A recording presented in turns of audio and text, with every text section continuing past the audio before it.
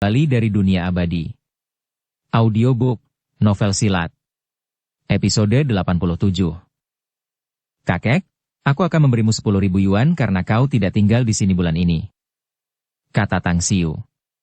Kau juga tahu bahwa karena kita ingin tinggal di sini dan memulai bisnis nanti, kita harus mencari beberapa pria muda dan kuat sebagai penjaga keamanan. Saya mengerti. Orang tua itu ragu-ragu setelah mendengarnya dan berkata, mengelola bisnis tidaklah mudah, tapi 10.000 yuan itu.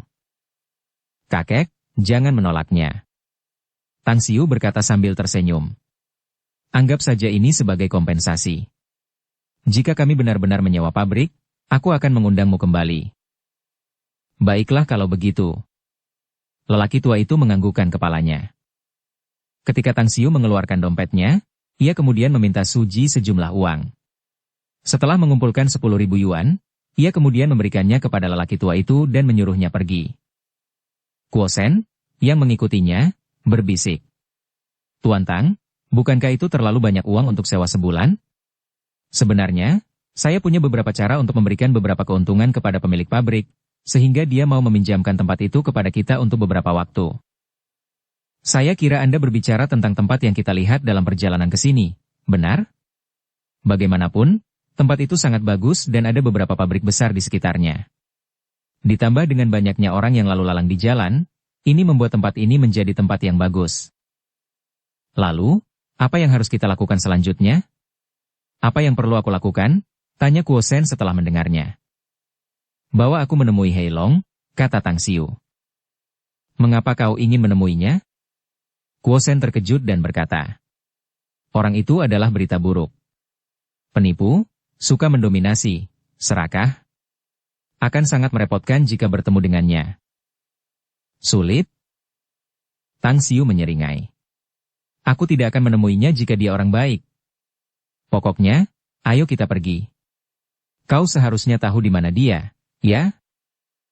Hei Long biasanya tinggal di barnya pada malam hari. Aku akan mengantarmu ke sana, kata Kuo Sen. Bar Naga Hitam. Ketika kedua mobil itu diparkir di jalan dekat bar, Tang Xiu berkata, Bibi Su, tetaplah di sini dan tunggu aku. Aku harus memecahkan bahaya tersembunyi ini sehingga kita bisa menempatkan orang-orang kita di tempat ini. Kau akan? Su Ji terkejut. Tidak. Aku tidak akan membunuhnya. Tang Xiu menggelengkan kepalanya dan berkata, aku ingin dia bekerja untukku. Apakah latar belakang dan identitasnya bersih? Su Ji ragu-ragu. Tang Xiu mengalihkan pandangannya ke Kuo Sen. Hei Long bagaikan ikan di air di tempat yang kacau ini. Kuo Sen segera berkata. Itu karena dia bisa mempertaruhkan segalanya untuk bermain keras dan telah memanfaatkannya selama 20 tahun untuk mengangkat dirinya sendiri. Dia seperti pemimpin geng yang tak terbantahkan di sini. Tang Xiu mengangguk setelah mendengarnya. Ditemani Kuo Sen dan Xiao Qiang, dia turun dari mobil dan berjalan menuju Black Dragon Bar. Orang lain yang dibawa Kuo Sen tetap berada di dalam mobil. Black Dragon Bar cukup ramai di malam hari, dengan alunan musik metal yang memekakan telinga yang sedikit memekakan gendang telinga. Selain banyaknya orang yang menari-nari dengan liar di bar, ada juga banyak orang di kursi yang berkerumun dengan gadis-gadis. Wah, bukankah itu saudara Kuo? Angin apa yang membawamu ke sini hari ini? Seorang pria muda beranting-anting dan rambut dicat kuning menyambut mereka dengan gembira. Bawa aku ke Hei Long, kata Kuo Sen dengan keras. Aku ingin membicarakan bisnis dengannya. Pemuda itu terkejut sesaat, lalu menatap Tang Xiu dan Xiao Qiang. Ia melambaikan tangannya dan berteriak. Ikut aku. Kakak Long sedang bermain di dalam. Di dalam bar itu ada lebih dari 10 kotak. Di salah satu kotak terbesar, Hei Long sedang memeluk seorang gadis cantik yang baru saja dipacarinya, memegang mikrofon dan bernyanyi. Gadis cantik itu sesekali mengambil potongan buah dan memasukkannya ke dalam mulut Hei Long. Di sofa lainnya, kedua tangan kanannya juga berpelukan dengan seorang wanita dan minum anggur. Kakak Long, Kuo Sen ingin bertemu denganmu. Dia bilang dia ingin membicarakan bisnis. Pemuda berambut kuning itu mendorong pintu hingga terbuka dan masuk sambil mendekati Hei Long dan berbicara ke telinganya. Hei Long tercengang dan bertanya dengan heran. Kuo Sen? Siapa dia sebenarnya? Dia adalah pemilik Ultra Internet Cafe, Kakak Long. Kata pemuda berambut kuning itu. Hei Long mengerutkan kening saat jejak ketakutan melintas di matanya. Dia pernah berurusan dengan Kuo Shen lebih dari setahun yang lalu ketika bawahannya meminta uang perlindungan dari Ultra Internet Cafe. Hasilnya adalah adik laki-laki Kuo Shen bertindak dan memukuli mereka. Kemudian, dia dan Kuo Shen bertemu secara pribadi dan bertengkar. Dia membawa puluhan saudara laki-lakinya, tetapi Kuo Shen dan adik laki-lakinya memukuli mereka dengan menyedihkan. Kalau bukan karena dia akhirnya mengeluarkan senjatanya, Kuo Shen mungkin tidak akan menundukkan kepalanya. Namun, setelah kejadian itu, Kuo Shen mengeluarkan sejumlah uang dan mereka menyelesaikan perselisihan di antara mereka.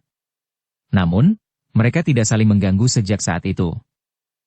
Hei Long menepuk gadis cantik itu dan berkata dengan keras. Keluarlah dan bermainlah. Aku akan mencarimu setelah aku selesai dengan urusanku. Oke. Ketiga gadis itu berdiri dan berjalan keluar. Tak lama kemudian, Tang Xiu, Kuo Shen, dan Xiao Qiang memasuki kotak itu. Mereka melihat seorang pria duduk di sofa dengan satu kaki di atas yang lain, sebatang rokok di mulutnya, dan tubuhnya penuh dengan tato naga hitam. Tang Xiu kemudian berkata sambil tersenyum pucat. Kau Hei Long? Setelah melirik Tang Xiu, mata Hei Long kemudian tertuju pada Kuo Shen, dan berkata dengan datar. Kuo Shen, apakah ini adik laki-lakimu? Apakah dia tidak mengerti adat istiadat atau semacamnya? Kuo Shen melangkah mundur dan berdiri di belakang Tang Xiu, tetap diam. Hei Long menatap kosong sejenak saat melihat itu. Dia menatap Kuo Shen dan menilai Tang Xiu sambil mengangguk dan berkata, Aku mengerti. Ternyata kaulah tuannya. Jadi, saudaraku, siapa namamu yang terhormat? Apakah kau juga salah satu mafia? Tang Xiu melambaikan tangan kepada dua pria besar lainnya di sofa. Setelah menerima isyarat dari Hei Long untuk berdiri, Tang Xiu berjalan ke sofa di depan dan duduk. Dia kemudian mengambil sebatang rokok dan menyalakannya. Setelah mengisapnya, dia berkata, Saya Tang Xiu. Kalian tidak perlu peduli apakah saya seorang penjahat atau bukan. Saya punya kesepakatan bisnis untuk kalian. Jika kalian tertarik, semua orang senang. Jika tidak, saya akan segera pergi. Hei Long menyipitkan matanya dan bertanya. Kesepakatan bisnis apa? Bab 360, sekali lagi. Kesepakatan ini menyangkut hidupmu. Bergabunglah denganku dan kau akan hidup. Tang Xiu berkata. Jika kau menolak, kau akan mati tragis. Lalu aku akan mengangkat orang lain sebagai bos tempat ini. Pef. Hei Long tidak dapat menahan tawanya sambil menatap Tang Xiu seolah-olah sedang melihat orang bodoh. Dia telah mendengar banyak lelucon sebelumnya, tetapi tidak ada yang lebih lucu dari lelucon ini. Katakan padaku, adik kecil, apakah kau benar-benar bodoh? Hei Long ini sudah lama tinggal di sini, dan aku selalu mendapatkan apapun yang aku inginkan. Tempat ini bagus dan nyaman. Lagi pula, aku seorang tiran lokal. Untuk apa aku bergabung denganmu? Dan berapa umurmu? Jadi, kamu tidak mau? Tang Xiu menyipitkan matanya. Senyum di wajah Hei Long segera menghilang. Cahaya dingin bersinar di matanya saat dia menggeram. Keluarlah dan kembali ke tempat asalmu. Ayah besar ini sedang dalam suasana hati yang baik hari ini. Aku tidak akan bertengkar denganmu. Sambil menunjuk kedua orang di sekitar Hei Long, Tang Xiu bertanya dengan acuh tak acuh. Apakah mereka berdua adalah anak buahmu? Ya, jawab Hei Long dengan ekspresi dingin. Tang Xiu menganggukkan kepalanya, pisau lipat Mitsubishi muncul di tangannya dalam sekejap. Sosoknya bersinar dengan cahaya dingin yang menyilaukan. Tubuh kedua pria besar itu menjadi kaku, dan mereka dengan cepat mencengkeram leher mereka sendiri. Darah memercik keluar. Mata mereka melotot lebar disertai ketidakpercayaan di dalam hati. Mereka bisa merasakan hidup mereka cepat berlalu. Berdiri di samping Kuo Shen, tubuh Xiao Qiang sedikit bergetar saat pupil matanya langsung berkedip. Kecepatan Tang Xiu membuat semua bulu halus di sekujur tubuhnya berdiri. Terlalu cepat. Terlalu cepat. Waktu yang dihabiskan Tang Xiu sejak pantatnya meninggalkan sofa, berlari untuk menyerang dua anak buah Hei Long di depan, dan kemudian kembali ke sofa lagi, tidak lebih dari 2 detik. Kecepatan ini sungguh menakutkan. Xiao Qiang dapat mengatakan bahwa kecepatannya cukup cepat. Namun, ia terkejut saat mengetahui bahwa kecepatannya bagaikan siang dan malam jika dibandingkan dengan kecepatan Tang Xiu. Jika Tang Xiu ingin membunuhnya, ia tidak berdaya untuk melawan. Hei Long tiba-tiba berdiri, raut wajahnya berubah drastis. Dia mengeluarkan pistol dari pinggangnya dan mengarahkan moncongnya ke Tang Xiu. Sambil melirik penampilan menyedihkan kedua anak buahnya yang tenggorokannya terpotong, jantungnya berdegup kencang beberapa kali sambil meraung. Siapa kalian? Ketakutan yang mendalam muncul di dalam hatinya. Dia tidak dapat melihat dengan jelas tindakan Tang Xiu. Hanya dalam sekejap, Tang Xiu menggorok leher kedua anak buahnya. Dengan kecepatan seperti itu, jika Tang Xiu ingin membunuhnya sekarang, dia akan berakhir seperti kedua anak buahnya. Apakah kau benar-benar berpikir pistol di tanganmu adalah ancaman bagiku? Tang Xiu menggelengkan kepalanya dan berkata, letakkan pistolmu dan bergabunglah denganku. Kau punya satu kesempatan terakhir untuk tunduk padaku. Jadilah bawahanku dan kau boleh hidup. Mungkin kau akan beruntung di masa depan jika kau menerimanya. Jika kau menolak, aku tidak keberatan mengirimmu bersama kedua saudaramu ini. Mengingat kembali saat Tang Xiu bertindak tadi, Hei Long tercengang dan diliputi keterkejutan. Kecepatan mengerikan pemuda di hadapannya ini mungkin akan memungkinkannya menghindari peluru. Dalam sekejap, ia melihat kedua pria itu jatuh ke lantai. 10 detik kemudian, mereka berhenti bernapas dan meninggal. Kamu masih harus memilih. Hidup atau mati, pilihlah, kata Tang Xiu dengan acuh tak acuh. Pergelangan tangan Hei Long bergetar saat dia diam-diam memasukkan pistolnya kembali ke pinggangnya. Dengan ekspresi marah, dia menatap Tang Xiu dan menggeram pelan. Kau membunuh saudara-saudaraku. Aku mungkin tunduk padamu secara lahiriah, tetapi apakah kau tidak takut aku akan membalas dendam padamu dari belakang? Kau tidak bisa dan tidak akan melakukannya. Tang Xiu menggelengkan kepalanya dan berkata, meskipun kau mungkin kejam, tapi kau takut mati. Membunuhmu semudah mencubit semut jika aku mau. Bahkan anak buahku dapat dengan mudah membunuhmu tanpa aku harus mengangkat tangan. Tentu saja, itu juga termasuk semua saudaramu. Satu malam sudah cukup untuk membuat mereka melihat pertumpahan darah. Sambil menunjuk ke arah Duo Kuosen, Hei Long bertanya dengan nada dalam. Maksudmu mereka? Kedua orang ini bukan orang-orangku. Tang Xiu berkata dengan datar. Meskipun bos besar di belakang mereka juga dapat membunuhmu dengan mudah. Namun karena dia bukan penduduk asli di sini, dia tidak akan peduli. Alasan mengapa aku datang untuk mencarimu adalah karena alasan khusus. Kalau tidak, apalagi dengan kekuatanmu sekarang, bahkan jika pasukanmu menjadi 100 kali lebih kuat, aku bahkan tidak akan peduli untuk melihatmu. Napas Hei Long terhenti saat dia merenung sejenak sebelum berkata dengan sungguh-sungguh. Aku harus tahu latar belakangmu, kalau tidak aku tidak bisa bergabung denganmu. Tang Xiu terdiam beberapa saat. Setelah itu, dia berkata perlahan. Sebenarnya, mengingat status dan kapasitasmu, aku khawatir orang sepertimu tidak akan mengenalku bahkan jika aku memberitahumu. Namun, aku dapat memberitahumu sebuah fakta. Kau menonton berita TV seperti saluran pertama Cina TV, ya? Aku tidak peduli dengan urusan negara. Hei Long menggelengkan kepalanya dan berkata. Lagi pula, untuk apa aku melihatnya? Aku pernah melihatnya saat aku masih kecil. Aku juga melihatnya saat aku masih kecil. Tang Xiu berkata. Bagaimanapun, aku berasal dari Beijing, dan Tang Kuosheng adalah kakekku. Beijing? Tang Kuosheng? Matanya tiba-tiba membelalak, tubuh Hei Long bergoyang saat dia ambruk di sofa, tertegun. Bagaimana mungkin dia tidak tahu tentang Tang Kuosheng? Pria itu adalah salah satu petinggi negara, seorang tokoh besar. Senyum tipis tersungging di wajah Tang Xiu saat dia berkata. Sepertinya kamu tahu identitas kakekku. Meskipun aku tidak bergantung padanya, itu cukup berguna untuk membuktikan latar belakangku. Jadi, bagaimana? Apakah kamu bersedia bergabung denganku? Ya. Sambil melompat dari sofa, dia seolah lupa bahwa Tang Xiu baru saja membunuh 2 orang kepercayaannya. Dengan wajah penuh kegembiraan, dia berkata, aku sangat ingin bergabung denganmu. Dia menyadari bahwa dia baru saja mendapat keberuntungan besar. Seorang tuan muda dari Beijing. Sosok yang ingin dijilat banyak orang.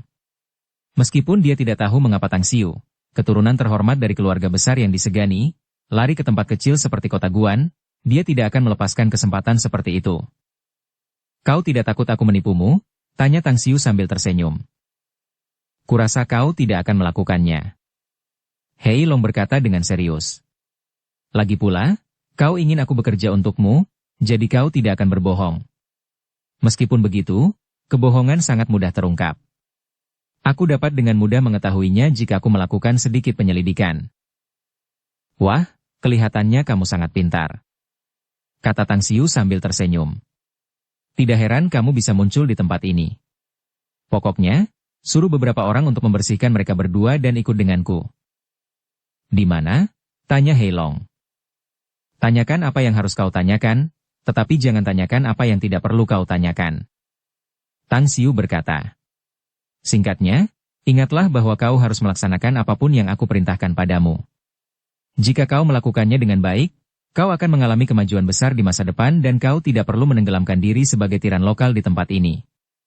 Lakukan dengan biasa-biasa saja, dan aku akan langsung meninggalkanmu. Aku akan mengingatnya, kata Hei Long dengan rasa hormat yang nyata. 2 menit kemudian, Hei Long membawa beberapa orang kepercayaannya dan memerintahkan mereka untuk mengemas kedua mayat itu secara diam-diam dan menghancurkannya. Setelah selesai, dia kemudian datang ke hadapan Tang Xiu dengan hormat. Ayo pergi, kata Tang Xiu ringan. Ketika sekelompok orang ini meninggalkan bar naga hitam, Tang Xiu menatap Kuo Shen dan berkata, untuk sementara, aku perlu meminjam jaringan intelijenmu untuk membantuku memantau distrik Hongpo. Segera laporkan kepadaku jika ada orang mencurigakan yang datang. Tuan Tang, ada banyak orang mencurigakan di tempat ini. Kuo Shen memaksakan senyum dan berkata, bukankah kita seharusnya memiliki target tertentu? Setelah terdiam beberapa saat, Tang Xiu berkata pelan. Hati-hati dengan orang-orang keluarga Sun di Guangyang. Keluarga Matahari? Mata Kuo Shen berbinar. Saya harus melaporkan masalah ini kepada bos besar terlebih dahulu. Lagi pula, pangkat saya sangat rendah dan saya tidak memiliki banyak pengetahuan tentang keluarga Sun di Guangyang. Saya butuh anggota dengan pangkat lebih tinggi untuk berkoordinasi dengan saya. Laporkan saja. Aku akan mengunjungi bos besarmu besok, kata Tang Xiu. Baiklah. Kuo Shen mengangguk. Serahkan mobilmu pada kami. Selain itu, suruh beberapa orang untuk membersihkan beberapa ruangan di pabrik. Juga, bantu aku membeli beberapa kebutuhan sehari-hari saat memungkinkan. Ingatlah bahwa kamu tidak boleh menarik perhatian siapapun, kata Tang Xiu. Tidak masalah, kata Kuo Shen sambil tersenyum. Tang Xiu melambaikan tangan ke arah Hei Long, memberi isyarat agar dia duduk bersama pengawal lainnya di mobil lain. Setelah itu, dia masuk ke dalam SUV. Saat ini, suasana hati Hei Long cukup rumit. Dia tegang namun bersemangat. Dia tidak tahu takdir apa yang menantinya di masa depan, tetapi dia tetap ingin memperjuangkannya. Jika pilihannya benar, dia akan memiliki masa depan yang cerah, tetapi jika salah yang terburuk, dia akan mati. Bagaimanapun, dia akan menjadi mayat hari ini jika dia menolak tawaran Tang Xiu. Kompleks Villa Red Maple. Saat kedua mobil parkir 1 kilometer jauhnya dari kompleks Villa Red Maple, Tang Xiu dan Su Ji berdiskusi untuk memutuskan apakah mereka akan mundur ke distrik Hongpo, memanfaatkan tirai malam. Bibi Shu, tunggu aku di sini. Aku akan masuk ke dalam. Oke. Tang Xiu melompati tembok sendirian dan segera kembali ke villa. Saat ini, Tang Wei belum beristirahat. Ia mengkhawatirkan keselamatan Tang Xiu, jadi ia duduk di depan jendela di lantai 2 sambil merokok. Ia terkejut saat melihat sebuah siluet melompati tembok ke halaman dan puluhan orang dengan cepat mengeluarkan senjata mereka untuk membidik sosok itu. Ini aku. Tang Xiu berseru dengan nada tenggelam. Setelah lebih dari puluhan orang besar itu dapat melihat Tang Xiu dengan jelas, mereka segera menyimpan senjata mereka dan berpencar ke berbagai sisi. Semuanya, berkemas. Kita akan meninggalkan tempat ini malam ini, kata Tang Xiu dengan nada yang dalam. Dimengerti, jawab beberapa pria besar. Setelah itu, Tang Xiu pergi ke lantai pertama villa saat Tang Wei bergegas menuruni tangga. Bagaimana, kakak? Semuanya sudah beres. Aku sudah mengunjungi orang-orang keluarga Bai dan juga sudah menemukan tempat persembunyian lain untuk kita tinggali di sana untuk sementara waktu. Bersihkan dan rapikan, kita akan segera berangkat, kata Tang Xiu. Dengan bantuanmu, aku jadi merasa tenang. Tang Wei mengangguk. Senyum mengembang di sudut mulut Tang Xiu saat dia berkata sambil tersenyum. Apakah kamu ingin mencobanya lagi? Ada apa? Tanya Tang Wei dengan bingung. Sambil menunjuk ke arah gerbang kompleks villa, Tang Xiu berkata, jika tebakanku benar, seseorang pasti sedang mengawasi villa kita. Kita pergi dengan melompati tembok sebelumnya, jadi mereka tidak dapat menemukan kita. Karena kita akan bergerak dalam skala besar, kita tidak akan bisa melakukannya tanpa mobil. Oleh karena itu, kita perlu membersihkan musuh yang mengawasi kita. Terlalu sulit.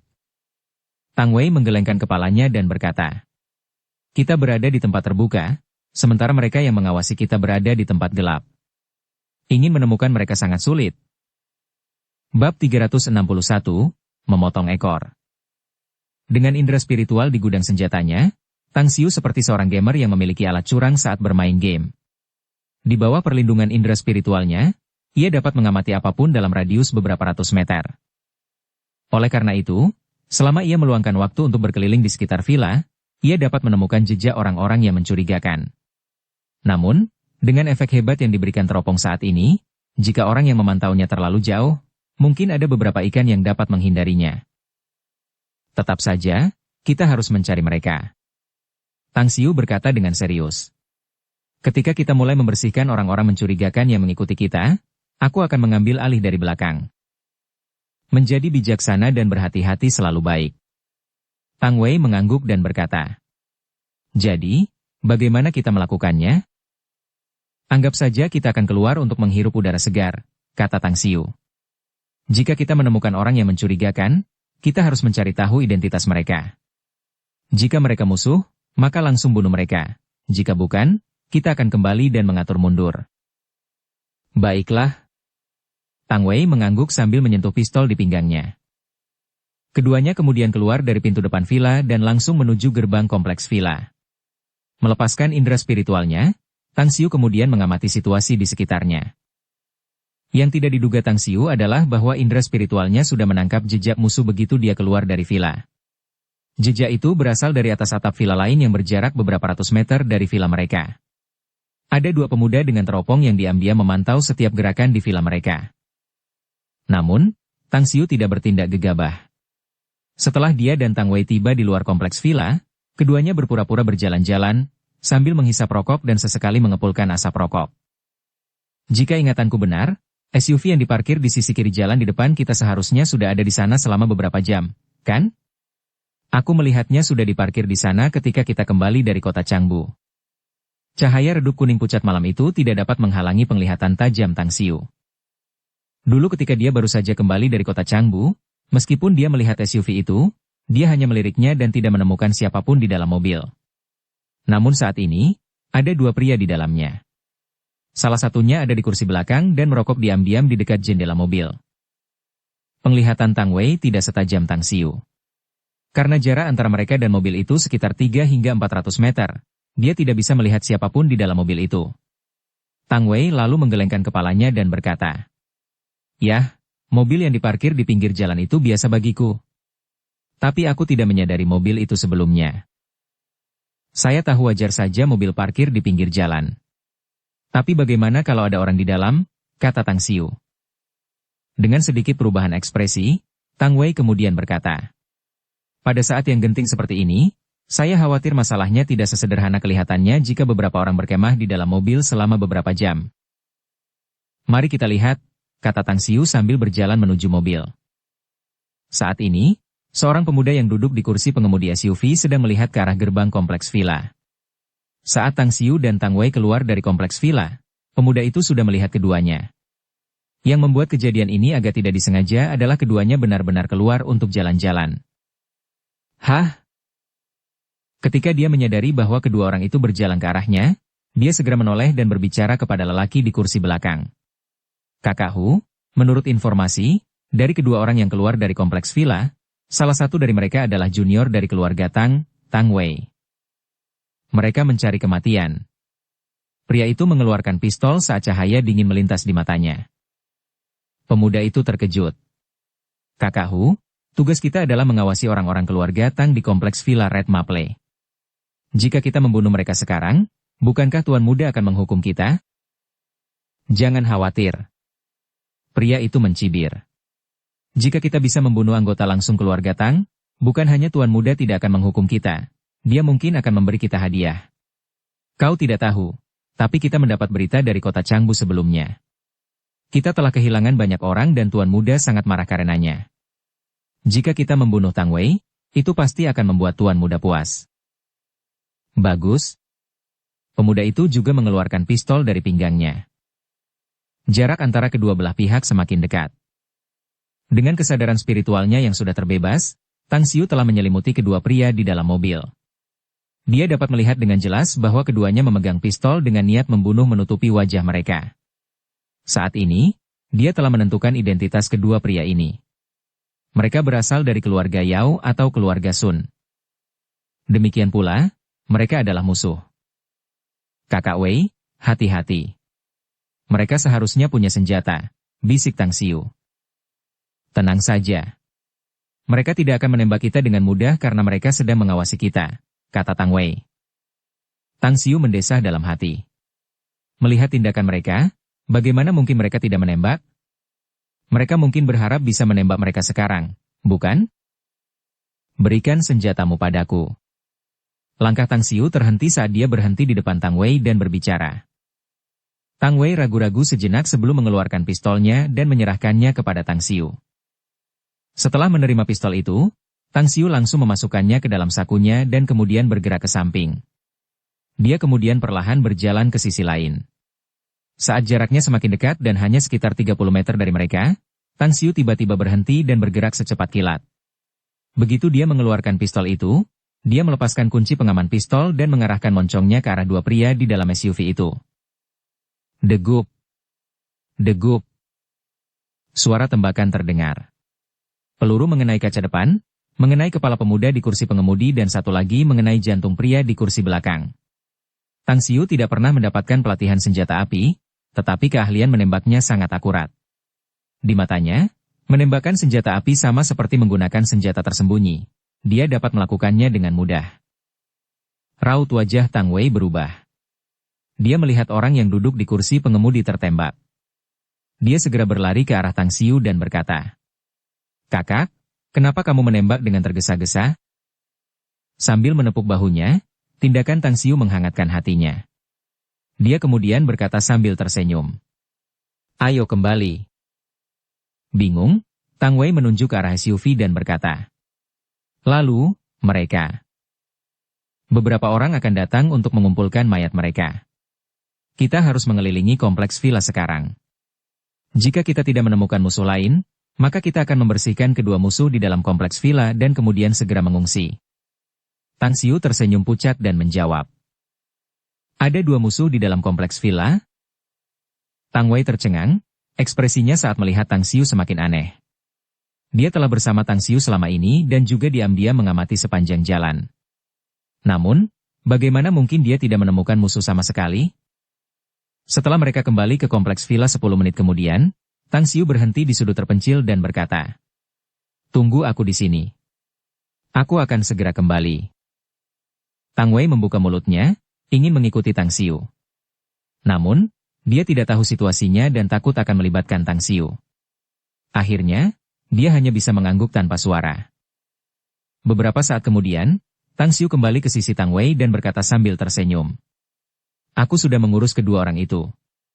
Ayo kita pergi dan suruh semua orang untuk segera mengungsi." Tang Wei mengangguk tanpa suara. Kesenjangan yang sangat besar. Sejak Tang Xiu datang bersamanya ke Guangyang, dari setiap masalah yang ditangani oleh Tang Xiu, dia menyadari bahwa ada kesenjangan besar di antara mereka berdua. Tak lama kemudian, lebih dari selusin kendaraan dengan cepat meninggalkan kompleks Villa Red Maple bagaikan angin. Setelah bertemu dengan Suji dan yang lainnya di luar kompleks villa, mereka kemudian menuju ke arah distrik Hongpo. Namun, mobil yang dikendarai Tang Xiu berhenti di pinggir jalan setelah melaju sejauh belasan kilometer. Ia kemudian melepaskan indera spiritualnya dan diam-diam mengamati kendaraan yang mengikutinya. Setelah berhenti selama beberapa menit dan tidak menemukan kendaraan yang mengikutinya, barulah ia mempercepat lajunya dan mengejar yang lainnya. 20 menit kemudian. Di suatu tempat yang agak jauh dari distrik Hongpo, mobil-mobil diparkir di pinggir jalan. Kecuali mereka yang mengemudi, semua orang turun satu persatu untuk berganti arah, naik bus atau taksi, lalu bergegas menuju pabrik di distrik Hongpo. Saat ini, mata elektronik hadir di mana-mana di jalan. Dengan kemampuan yang dimiliki keluarga Yao dan keluarga Sun, sangat mudah untuk mengetahui keberadaan mobil mereka dari Departemen Transportasi. Oleh karena itu, mereka harus meninggalkan mobil di tengah jalan dan kemudian menggunakan moda transportasi lain. Jam 2 pagi. Di dalam tempat tinggal pekerja di pabrik sewaan, lampu di belasan kamar telah dinyalakan. Beberapa jam yang lalu, Kuo Shen secara pribadi telah memimpin beberapa orang untuk membeli sejumlah besar perlengkapan tidur, panci, wajan, dan barang-barang keperluan sehari-hari lainnya. Oleh karena itu, mereka bergabung dengan Tang Xiu dan yang lainnya untuk membersihkan tempat itu. Tuan Muda Xiu, kita sudah selesai. Li Xiaojie bersama beberapa orang kuat, melapor kepada Tang Xiu yang berada di dalam ruang konferensi yang dipenuhi asap. Mengangguk sebagai jawaban, Tang Xiu lalu menunjuk ke kursi-kursi, memberi isyarat agar mereka duduk. Dia lalu bertanya perlahan. Bagaimana caramu menangani mobil-mobil itu? Kami meninggalkan mereka di dekat kantor polisi lalu lintas kota Guan, kata Li Xiaojie. Senyum tipis muncul di sudut mulut Tang Xiu saat dia mengangguk dan berkata, bagus sekali. Kali ini kita akan mengambil inisiatif untuk melancarkan serangan. Kalian semua beristirahatlah dengan baik hari ini, dan paling lambat besok siang, aku akan menyusun rencana operasi. Dipahami? Di dalam ruang konferensi, Suji, Tang Wei, dan Li Xiaojie mengangguk serempak. Bibi Su, saya khawatir Anda harus bekerja keras. Saya perlu mengetahui perincian tentang bisnis milik keluarga Yao dan keluarga Sun di Guangyang. Itu termasuk alamat perusahaan mereka dan daftar staf mereka. Saya ingin semuanya selesai sebelum jam 2 siang besok, kata Tang Xiu. Suji mengangguk. Aku ahli dalam hal ini. Serahkan saja padaku. Tang Xiu mengangguk lalu menatap Tang Wei. Kau yang akan bertanggung jawab atas tempat ini. Segera tangkap orang mencurigakan yang mendekati pabrik. Jika mereka melawan, jangan ragu untuk menembak mereka. Oke. Tang Wei mengangguk. Kemudian, Tang Xiu menatap Li Xiaojie. Besok kau akan pergi bersamaku ke Fukang. Aku harus mengunjungi kepala keluarga Bai secara langsung. Oke, kata Li Xiaojie segera. Setelah pengaturan Tang Xiu, ketiganya meninggalkan ruang konferensi. Di koridor luar ruang konferensi, Hei Long sedang merokok sambil bersandar di dinding. Dia sekarang sepenuhnya menyadari bahwa apa yang dikatakan Tang Xiu sebelumnya adalah benar. Membunuhnya semudah mencubit semut jika Tang Xiu menginginkannya. Dia diam-diam mengamati. 40 hingga 50 orang kuat itu adalah para profesional. Lebih jauh, dia bisa tahu bahwa mereka dulunya adalah tentara. Namun, kekhawatiran masih ada di dalam hatinya. Dari tindakan Tang Xiu dan orang-orang ini, dia dapat mengetahui bahwa Tang Xiu akan melakukan langkah besar dan sangat mungkin memulai perang dengan orang lain. Meskipun dia tidak dapat menebak siapa pihak lain itu, namun, mereka pasti sangat kuat mengingat mereka dapat mendorong keluarga Tang ke dalam situasi kritis. Selain itu, hingga saat ini dia masih belum tahu apa peran yang dipilih Tang Xiu untuknya. Apa perannya? Hei Long, Tang Xiu ingin kamu masuk. Saat Suji keluar dari ruang konferensi, matanya tertuju pada Hei Long. Dukung channel Novel Silat dengan subscribe, follow, like, komen dan share. Bab 362, Kunjungan Tang Xiu. Hei Long terkejut dalam hati. Dia mengangguk cepat dan berjalan menuju ruang konferensi. Saat dia memasuki ruangan dan melihat Tang Xiu duduk di kursi dan merokok, dia bertanya dengan hati-hati. Tuan Muda Tang, apa perintahmu? Duduk. Tang Xiu menunjuk ke kursi di samping dan berkata. Baiklah. Dengan tubuh yang tegap dan tegang, Hei Long duduk dan kemudian bertanya. Tuan Muda Tang, saya sudah bertekad. Setelah bergabung dengan Anda, saya tidak akan pernah berbelok ke selatan jika Anda memerintahkan saya ke timur. Begitu pula, Saya tidak akan pernah berani jatuh ke tanah setelah Anda menyuruh saya naik ke langit. Apapun perintah Anda, silakan perintahkan saya. Selama Hei Long ini bisa melakukannya, saya pasti akan melakukannya, bahkan jika saya harus mempertaruhkan nyawa saya. Aku ingin kau melakukan hal sederhana. Tang Xiu berkata. Distrik Hongpo ini adalah wilayahmu dan kau sudah berada di sini selama bertahun-tahun. Aku yakin jaringan intelijenmu pasti bagus, ya? Hei Long menjawab dengan yakin. Ya. Meskipun aku hanya memiliki sedikit lebih dari 20 orang kepercayaan, masih banyak saudara kecil yang mengikutiku. Ditambah lagi, masih banyak pasukan kecil yang memiliki hubungan yang sangat rumit denganku. Aku dapat dengan mudah menanyakan beberapa berita untukmu. Kalau begitu, tugasmu adalah menempatkan beberapa orang di setiap jalan dalam radius 10 km di sekitar pabrik. Segera laporkan kepadaku jika ada situasi yang muncul. Tang Xiu mengangguk dan berkata, sejujurnya, meskipun aku junior keluarga Tang, ini adalah kedua kalinya aku menghadapi musuh kita. Kekuatan musuh sangat besar dan setara dengan kita. Oleh karena itu, keluarga Tang kita akan berhadapan dengan pihak lain di sini, di Guangyang, tepatnya di kota Guan ini. Markas utama kita, nanti, akan berada di distrik Hongpo. Sebuah cahaya melintas di mata Hei Long saat dia bertanya. Bisakah Anda memberitahu saya siapa musuh kita, bos?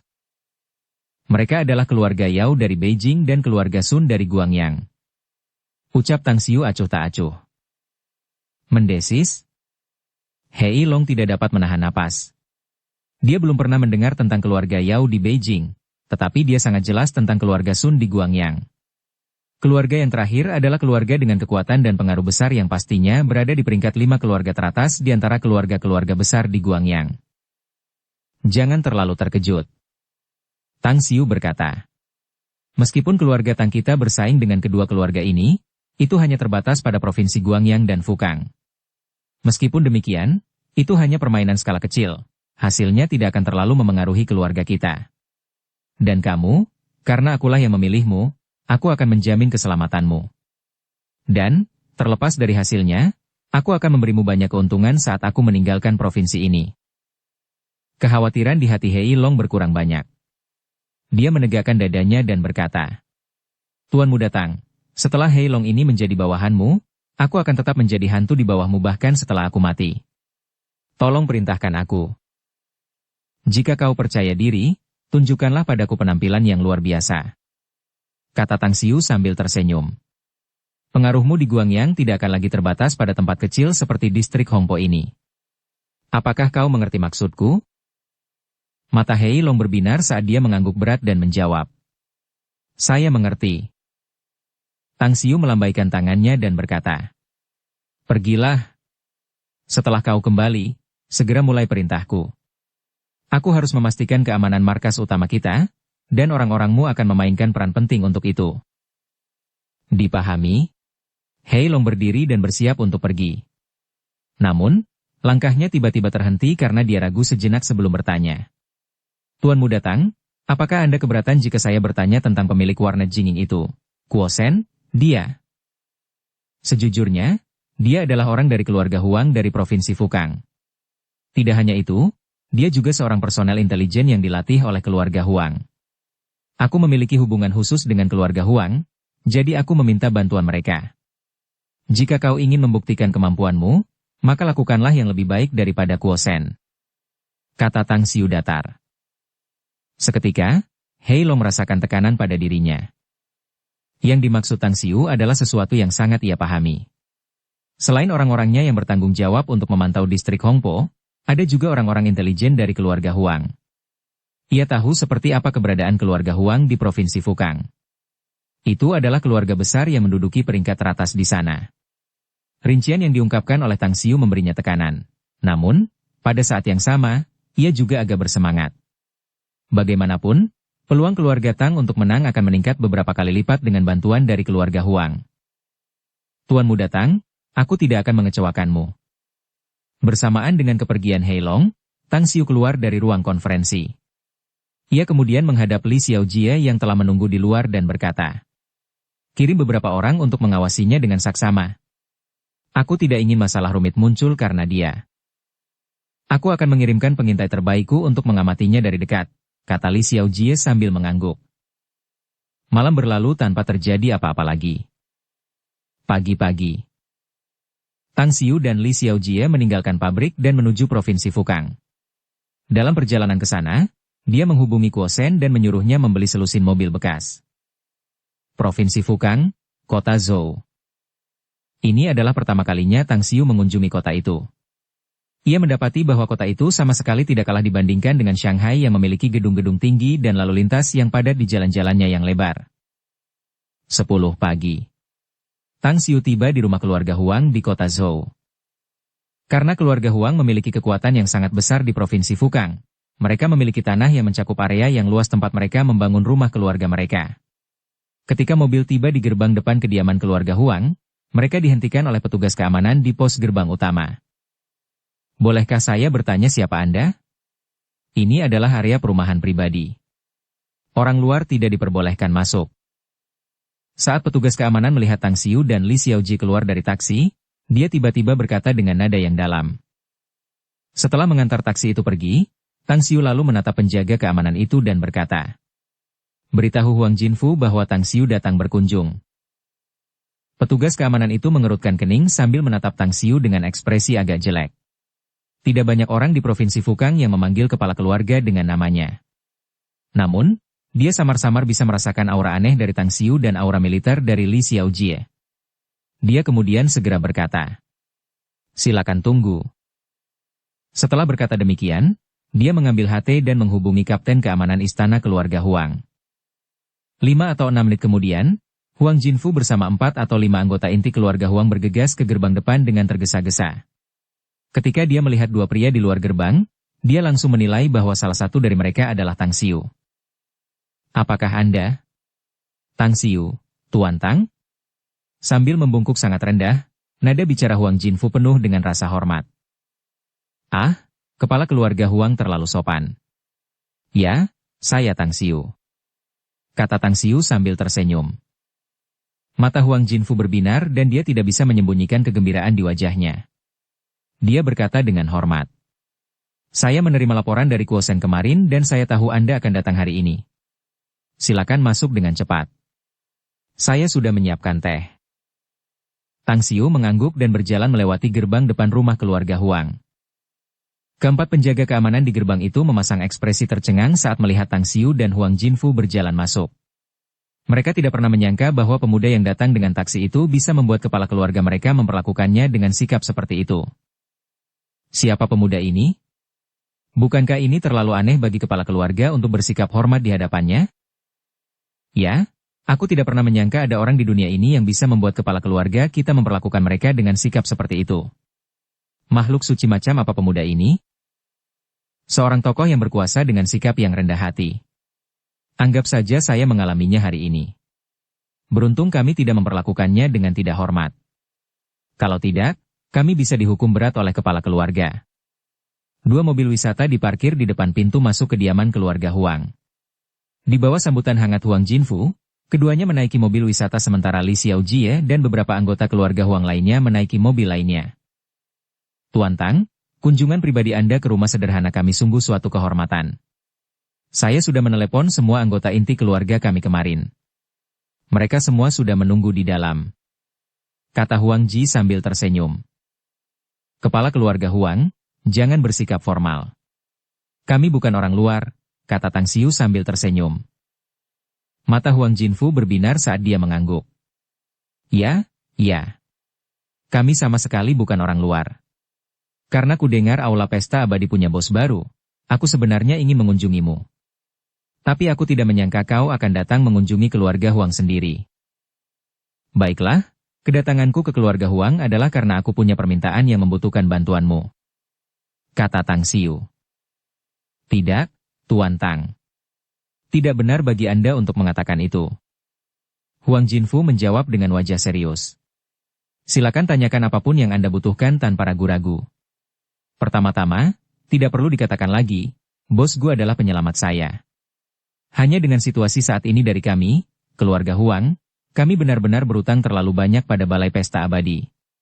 Saya pernah memberitahu bos Gu bahwa tanpa bantuan Balai Pesta Abadi, tidak akan ada keluarga Huang.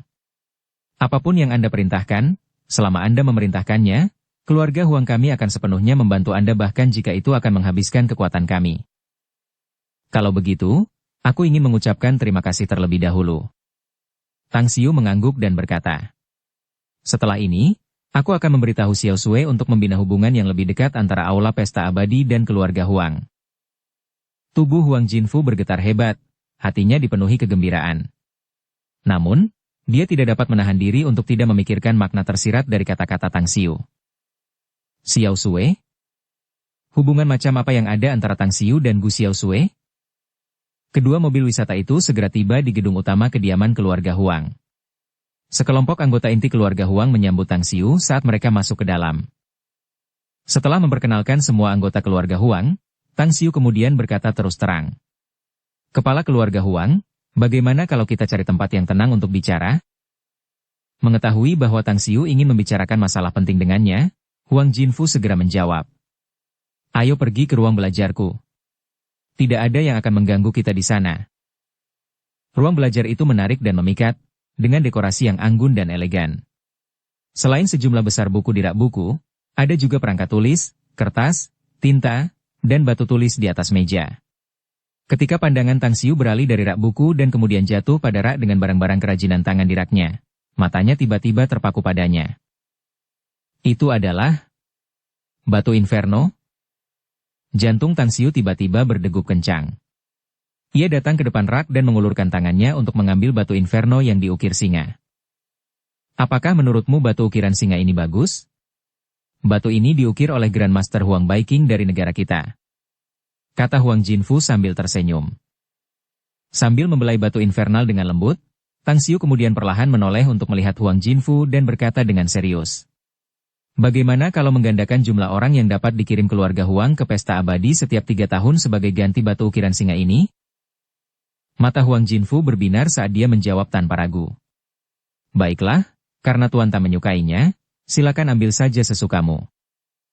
Dia sungguh gembira dan bahagia saat itu. Itu karena dia tidak pernah bermimpi bahwa batu ukiran singa yang begitu bagus akan memberi keluarga Huang kesempatan untuk menggandakan jumlah orang yang dapat mereka kirim ke aula pesta abadi setiap 3 tahun. Saat itu, mereka hanya dapat mengirim 3 orang setiap 3 tahun. Menggandakan jumlah berarti mereka dapat mengirim 6 orang. Meskipun ada kematian di hampir setiap kelompok, orang-orang yang tersisa adalah para elit yang kemudian menjadi pilar keluarga Huang mereka. Bab 363, Pembicaraan Pribadi. Keduanya berbagi suasana hati yang sama baik dan puas. Tang Xiu dan Huang Jinfu duduk di sofa di ruang belajar. Tang Xiu kemudian menyingkirkan batu inferno dan mulai berbicara tentang masalah penting. Kepala keluarga Huang, Anda sudah tahu bahwa saya adalah bos dari aula pesta abadi. Saya yakin Anda juga telah menebak identitas saya yang lain. Warna aneh melintas di mata Huang Jinfu saat dia berkata, kamu dan keluarga Tang dari Beijing. Benar sekali. Aku juga anggota keluarga Tang, kata Tang Xiu. Ketika Anda meminta bantuan saya untuk menyelidiki keberadaan Wakil Direktur Departemen Keuangan Starlight Group, saya sudah menduganya. Keluarga Tang dan keluarga Yao saat ini sedang bertempur memperebutkan Guangyang dan Fukang, dan kantor pusat Starlight Group dibakar oleh beberapa orang. Menurut hasil penyelidikan yang dilakukan oleh intelijen kami, hal itu dilakukan oleh keluarga Sun. Kata Huang Jinfu. Ya, itu keluarga Sun. Selain itu, pertempuran antara keluarga Tang dan Yao membuat keluargaku dalam posisi yang tidak menguntungkan saat ini, jadi aku secara pribadi datang ke Guangyang dan Fukang untuk secara pribadi menangani masalah di sini. Tuan Tang, tolong katakan pendapatmu dengan bebas. Aku sudah menduga bahwa kau adalah anggota keluarga Tang, jadi aku sudah memerintahkan untuk mengumpulkan pasukan keluarga Huang. Kami juga telah menyiapkan perusahaan-perusahaan besar, jadi kau hanya perlu mengatakan sepatah kata agar keluarga Huang kami dapat berjuang berdampingan dengan keluarga Tang. Tang Xiu berdiri dan berkata dengan serius. Terima kasih, Kepala Keluarga Huang. Aku tidak akan berkata lebih banyak lagi. Hari-hari mendatang kita akan panjang, tetapi aku tidak akan membiarkan keluarga Huang membayar semuanya dengan sia-sia. Inilah yang harus kita lakukan. Huang Jinfu juga berdiri dan berkata sambil tersenyum. Saat kedua pria itu kembali duduk, Huang Jinfu melanjutkan. Jadi, apa instruksi Anda untuk kami, Tuan Tang? Saya butuh informasi terperinci tentang keluarga Yao dan Sun di Guangyang dan keluarga Yang di Fukang. Selain itu, karena kami ditempatkan di Guangyang, saya harap jaringan intelijen keluarga Huang di sana akan menyediakan semua informasi yang saya butuhkan dan selalu berhubungan dengan saya, kata Tang Xiu. Saya akan mengirimkan komando ke bawah. Huang Jinfu mengangguk dan berkata, saya akan memberikan detail kontak orang yang bertanggung jawab atas intelijen keluarga Huang di Guangyang.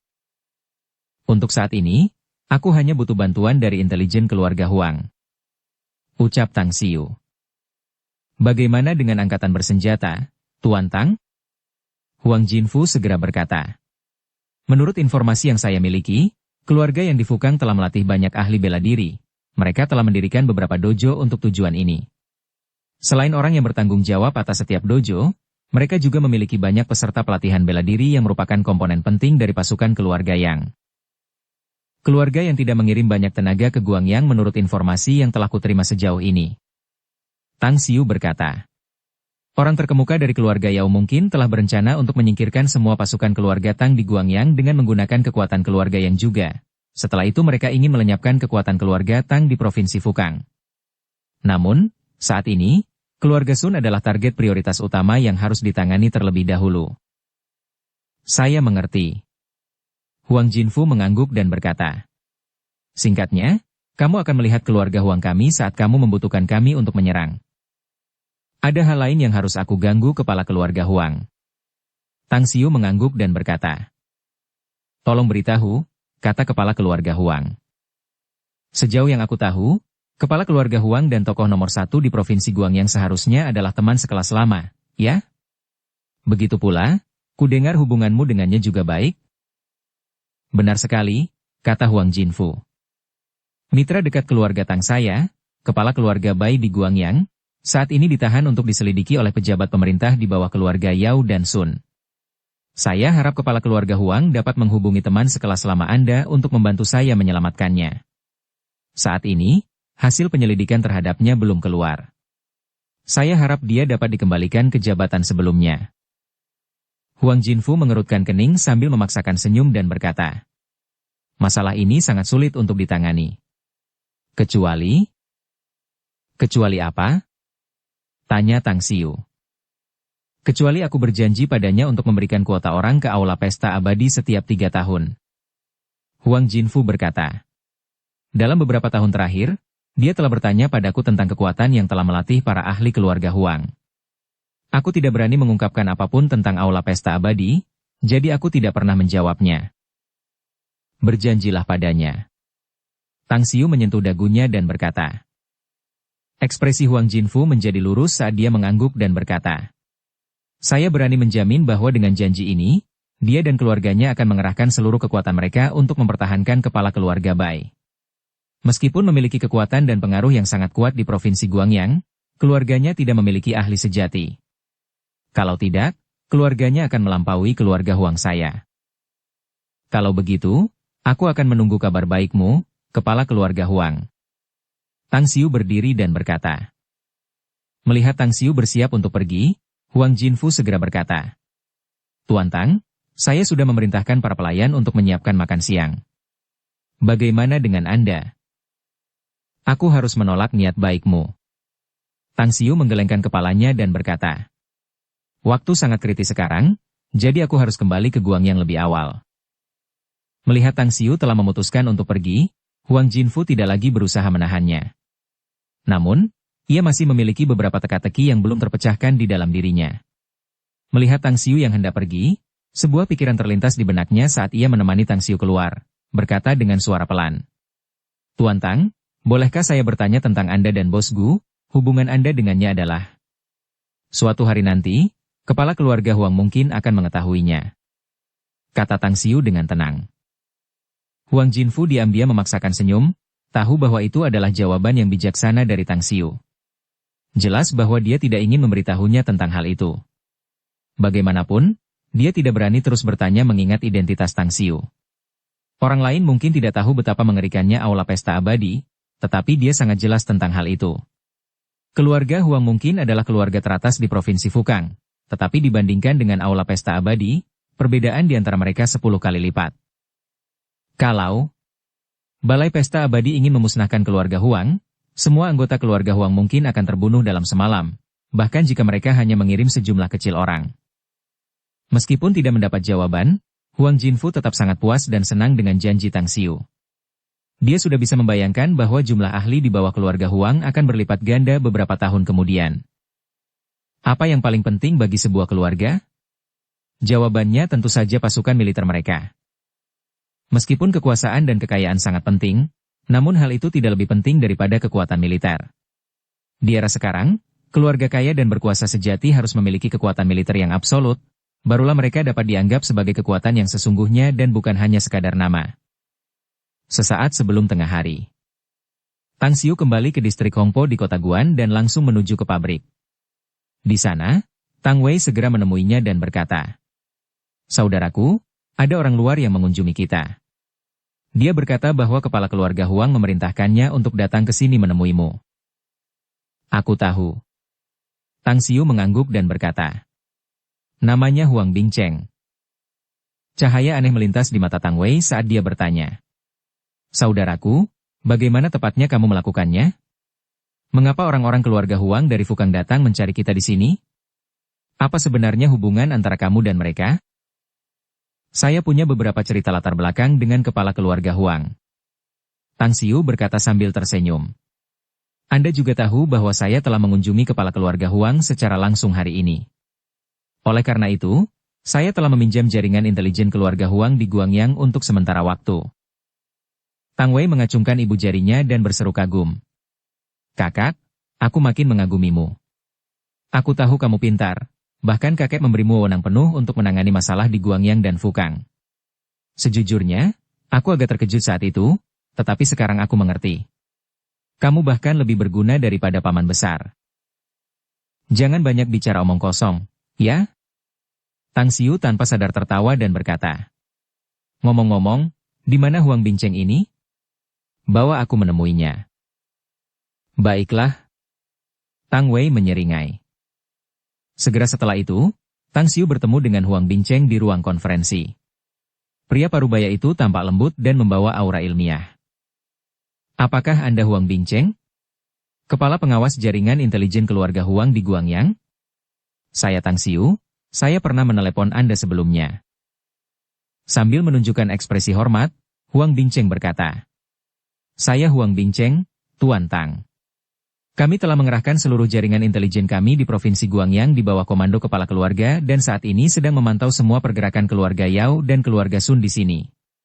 Meskipun kami tidak berani mengatakan bahwa kami dapat segera menemukan tanda-tanda masalah sekecil apapun, mereka sama sekali tidak dapat lolos dari pengawasan personel intelijen kami jika mereka melakukan gerakan besar. Jadi, apa yang akan kamu lakukan selanjutnya?" Tang Xiu mengangguk dan tersenyum tipis. "Apakah kamu akan tinggal di sini? Atau kamu akan tinggal di tempat lain dan tetap berhubungan melalui telepon?" "Aku akan tetap di tempat asal kita," kata Huang Bingcheng. "Tapi aku akan memberitahumu begitu kami menerima informasi apapun." "Maaf atas ketidaknyamanannya." Tang Xiu mengangguk dan berkata. Bersambung ke episode 88. Dukung kami dengan subscribe, follow, like, komen dan share. Terima kasih.